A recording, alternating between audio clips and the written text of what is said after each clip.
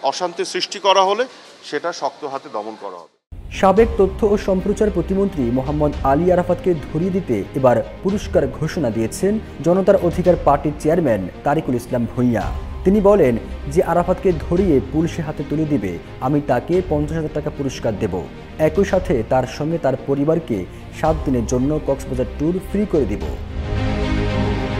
আরাফাতকে উদ্দেশ্য করে তিনি বলেন, আরাফাতকে আমার কাছে রোহিঙ্গা মনে হয়। তার আচরণ চলাফেরা একেবারে গুন্ডা স্টাইল। তার মতো একটা বেয়াদবকে মন্ত্রী বানানো হয়েছে, তাও আবার তথ্য প্রতিমন্ত্রী।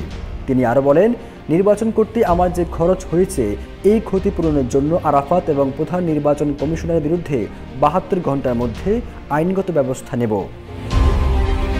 তারিকুল ইসলাম ভূঁইয়া আরও বলেন, আমি স্বতন্ত্রভাবে নির্বাচন করেছি কারণ আমি দেশের মানুষকে দেখাতে চেয়েছিলাম আওয়ামী লীগ এককেন্দ্রিক নির্বাচন করে, তারা সুষ্ঠু নির্বাচন করবে না। আমি ভোটের দিন সকালে ভোট বর্জন করেছি কারণ আমার উপর হামলা করা হয়েছিল। আমি তাৎক্ষণিক গণমাধ্যমের সামনে আমার ভোট প্রত্যাহার করার ঘোষণা দেই।